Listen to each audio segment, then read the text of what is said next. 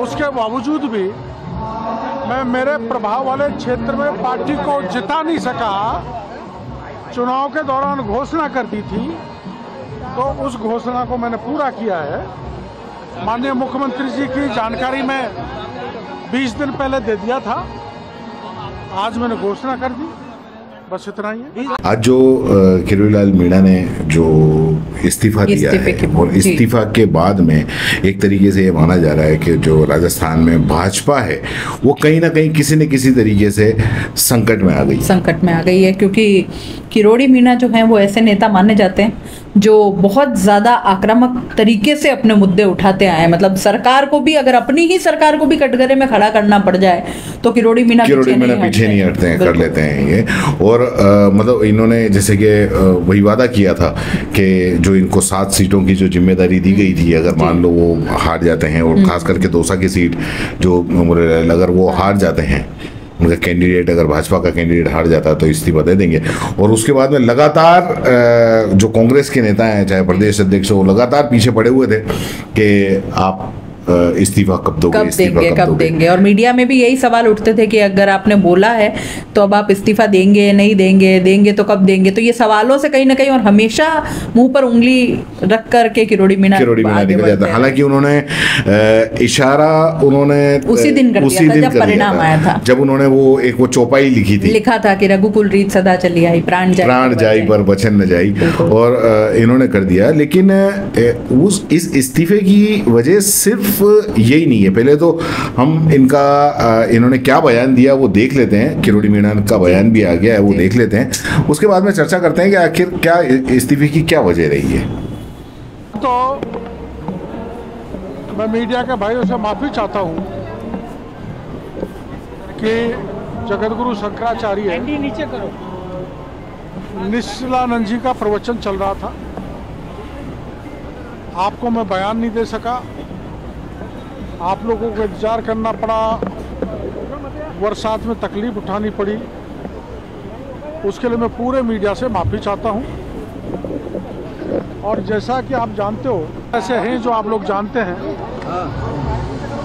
तप की, तपस्या किया, परिश्रम की, आंधी हो, तूफान हो, बरसात हो, आमागढ़ हो, लाठी हो, जेल हो, आपका अच्छा रोल है, डिप्टी सीएम लेवल के भी थे, उसके बावजूद भी मैं मेरे प्रभाव वाले क्षेत्र में पार्टी को जिता नहीं सका। चुनाव के दौरान घोषणा कर दी थी, तो उस घोषणा को मैंने पूरा किया है। माननीय मुख्यमंत्री जी की जानकारी मैं 20 दिन पहले दे दिया था, आज मैंने घोषणा कर दी, बस इतना ही है। आगे अड़िग रहोगे, अगर मंजूर नहीं होता तो आपका क्या स्टैंड रहेगा? देखो ऐसा है, आला कमान ने मेरे को जयपुर बुलाया, दिल्ली बुलाया, कल मैं जाऊंगा, उनको संतुष्ट करूंगा कि मैं नाकामयाब रहा, पार्टी को जिता नहीं सका, और मैंने वचन दिया था कि अगर पार्टी नहीं जीती तो मैं मंत्री पद से इस्तीफा दे दूंगा। तो मेरी नैतिक जिम्मेदारी बनती थी, जब मेरी पार्टी नहीं जीती तो मैं वहाँ से इस्तीफा दे दूं। मैंने मुख्यमंत्री जी से मिलकर भी आग्रह किया, लेकिन उन्होंने मना कर दिया, और उन्होंने एक पूरी तरह से इस्तीफा ठुकरा दिया था। पर चूंकि मैंने वादा किया था, मैंने घोषणा की थी, जनता में मेरी क्रेडिबिलिटी बनी रहे, साख बनी रहे, इसलिए मैंने आखिर में इस्तीफा दे ही दिया। ऐसी चर्चा है कि आपको डिप्टी सीएम नहीं बनाया, वो नाराजगी है? वो नाराजगी होती तो मैं तुरंत शपथ ग्रहण के बाद मेरा इस्तीफा दे देता। न मेरा मुख्यमंत्री जी से कोई शिकायत है, न संगठन से कोई शिकायत है, ना कोई अपेक्षा है, ना कोई पदलोलुपता है। पद के कारण नहीं दिया, मैं ईमानदारी से कह रहा हूँ कि मैं मेरी पार्टी को नहीं जिता सका। मेरी विफलता, और उस विफलता के कारण मैंने जो बयान दिया उस पर मैं अडिग हूँ। इसलिए मैंने इस्तीफा दिया। आपने अपनी जुबान पर रह के इस्तीफा दे दिया। 20 दिन से मुख्यमंत्री जी इस्तीफा रख के बैठे हैं, मंशा साफ है, तो आपका इस्तीफा स्वीकार नहीं करेंगे। ऐसे में आप मुख्यमंत्री जी से पूछे, नहीं, मैं दूसरा सवाल ये पूछूं। मुख्यमंत्री जी से पूछे। मैंने तो 1.5 महीने से सरकारी सुविधा छोड़ दी, गाड़ी बंगले सब कुछ छोड़ दिया। कुछ फाइल जरूर आई थी जो जरूरी थी, उनको निकाला था जनहित की। मेरा सवाल ये आला कमान राजस्थान का नेतृत्व अगर ये अभी तो ये माना जा रहा है कि जो इन्होंने कहा था वो इन्होंने पूरा किया, लेकिन कहीं ना कहीं इसको ये इस तरीके से भी देखा जा सकता है कि ये एक तरीके से राजनीतिक स्टंट है।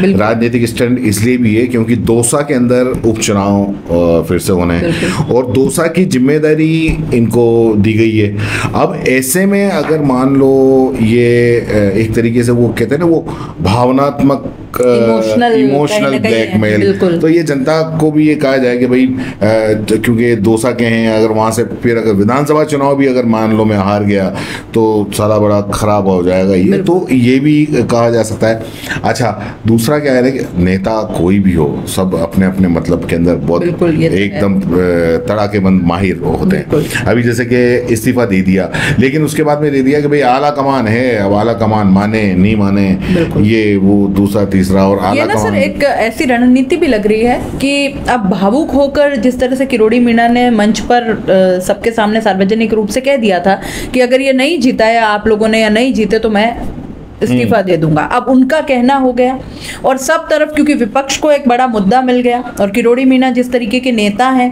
तो विपक्ष से डोटासरा ने जो है उस चीज को बिल्कुल पकड़ के रखा कि कब इस्तीफा देंगे। बाकायदा उन्होंने एक तरह का प्रेशर बनाना भी क्रिएट कर दिया, ये कह के कि किरोड़ी मीणा जो है वो अपनी बात का धनी आदमी है, थूक के चाटेगा नहीं और ये मैं जानता हूँ अपनी बात पे अडिग रहेगा और ये इस्तीफा देगा। अब किसी तरह एक अब ये देखो विपक्ष की बात है ना, तो विपक्ष की बात अब वो तो उकसावे में लगे ही वो करेंगे, वो हमेशा यही चाहेंगे कि वही जो सत्ता पक्ष है या जो सामने वाली पार्टी है कमजोर हो उनके बीच में लगातार उठापटक बनी रहे।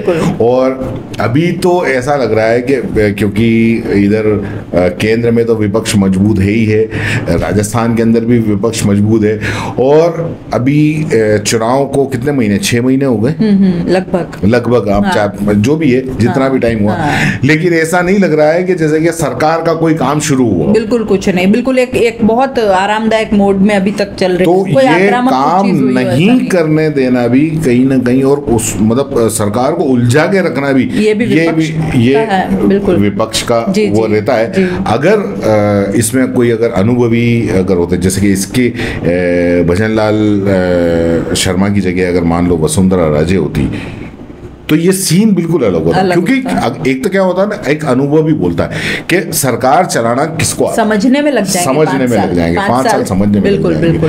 अब राजस्थान कोई एक्सपेरिमेंटल प्रयोगशाला तो है नहीं, ये तो हमेशा से सरकार डिसाइड करता है राजस्थान की। राजस्थान में जिसकी सरकार हुई तो काफी कुछ यहाँ से चीजें पलटती है। और क्योंकि भाई पिछले 4 बार काम जैसे कि वसुंधरा राजे 2 बार रही, 2 बार ये गहलोत रहे, तो उनको सरकार चलाना आता है और उन्होंने उस तरीके से भले विपक्ष कितना भी चिल्लाता रहे लेकिन फिर भी उनको अपने तरीके से उनको हर चीज को मैनेज करना आता है। लेकिन खैर अब क्योंकि नए को मौका देना भी जरूरी है, तो देखते हैं भजनलाल सरकार अभी 6 महीने कोई बहुत ज्यादा भी नहीं हो जाते।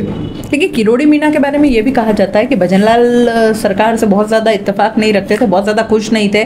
अगर आपने बीच में ध्यान दिया हो तो एक अपार्टमेंट को लेकर के, भ्रष्टाचार को लेकर के भी वो अपनी ही सरकार के खिलाफ भी कहीं ना कहीं खड़े हो गए थे। नहीं, एक किरोड़ी मीणा का ये एक कहना है कि मतलब कोई भी ऐसे मुद्दे होते हैं खास करके जनहित से जुड़े मुद्दे, तो जनहित के मुद्दे चाहे वो सरकार में हो तब भी वो सड़क पर लेके आ जाते हैं। यही चीज उन्होंने शायद अपने किसी एक इंटरव्यू में कही थी कि मेरे इस्तीफा देने का कारण ये भी है कि दौसा की जो जनता है उन्होंने मेरा भरोसा नहीं किया, जबकि मैं हमेशा उनके साथ हर मौके पर खड़ा रहा चाहे किसी भी तरह की परिस्थिति थी। और उन्होंने सिर्फ वो विपक्ष की इन बातों में आ गए कि ये संविधान बदल देंगे और मेरी बात पे ये आरक्षण खत्म कर देंगे, इस बात में आकर के और उन्होंने जो है हमारे कैंडिडेट वैसे को दिल हरा पे दिया। नहीं लेना चाहिए इतना किरोड़ी मीणा को, क्योंकि जो लोकसभा का चुनाव है, वो लोकसभा का चुनाव आपने देखा होगा कि वो किसी भी स्थानीय नेता को नजर में रख के नहीं लड़ा गया। बिल्कुल न तो भाजपा ने लड़ा और न ही लोगों ने स्थानीय नेता को देख के वोट दिया। भाजपा ने लड़ा मोदी के चेहरे पे, और स्थानीय लोगों ने अगर मान लो वोट दिया तो वो भी मोदी के चेहरे पे। तो इसमें जो दूसरे नेता हैं उनका तो कोई रोल ही नहीं है। बिल्कुल बिल्कुल सही है। मतलब एक तरीके से जो अंदर खाने की बात करें तो अगर किसी जो प्रत्याशी है उसको टिकट दी जाता था तो वो इस हिसाब से दिया जाता। इतना एरोगेंसी आ गई थी कि भाई ये जीत का सर्टिफिकेट है, आप तो बस जाओ मोदी के चेहरे पे चुनाव लड़ लो, आपको कोई जरूरी नहीं है कि आपने क्या किया क्या नहीं किया, कोई कामकाज लेके जाने की जरूरत नहीं है। और यहीं पे ये इस बार मात खा गए। बिल्कुल इस बार हालांकि थोड़ा सा बच गए, अलायंस की वजह से बच गए, मात खा गए, वरना जनता ने तो बिल्कुल सफाया कर ही दिया था एक तरीके से। और अभी स्ट्रैटेजी क्या लगती है, जो मुझे लगती है किरोड़ी मीणा के अगर रिगार्डिंग देखें इस्तीफे की, तो मुझे ये लगती है कि क्योंकि उन्होंने इस्तीफे के लिए बोल दिया, अब देना जरूरी है, नहीं तो अपनी जबान से पलटे ऐसा कहा जाएगा। तो उन्होंने दे दिया, इस्तीफा दे दिया।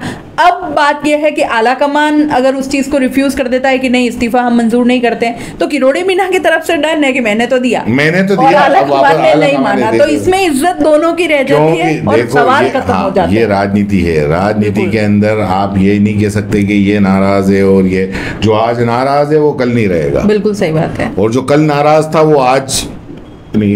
ये सारा उल्टा पुल्टा सब कुछ चलता रहता है।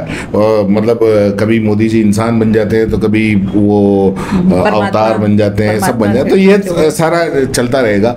तो बहरहाल जो मेन बात थी कि जो किरोड़ी मीणा का जो इस्तीफा है, अब इस्तीफा तो उन्होंने दे दिया है, लेकिन अब देखना ये कि आला कमान मंजूर करता है या नहीं। कयास ये भी है कि उनको राज्यपाल बना दिया जाए। क्या लगता है? नहीं बना, अभी इतनी जल्दी नहीं। सक्रिय राजनीति से वो नहीं जा सकते। आपको क्या लगता है, क्या किरोड़ी मीणा को जो इस्तीफा है वो देना चाहिए था? अगर दे दिया है तो क्या आला कमान को वो मंजूर कर लेना चाहिए? और अगर वो मंजूर हो जाता है तो भाजपा के लिए किस तरह की मुश्किलें खड़ी हो सकती है? क्या किरोड़ी मीणा को राज्यपाल बनाया जा सकता है? आप क्या सोचते हैं? अपनी राय कमेंट बॉक्स में लिख भेजिए और जाते जाते चैनल को लाइक शेयर और सब्सक्राइब करते जाइए। सबसे बड़ी बात, सब्सक्राइब की बात आई तो काफी लोग चैनल को पसंद करते हैं, देखने भी आते हैं, लेकिन सब्सक्राइब 70-80% लोग ऐसे हैं जो सब्सक्राइब नहीं करते। आप ज्यादा से ज्यादा सब्सक्राइब करिए। धन्यवाद। जय हिंद।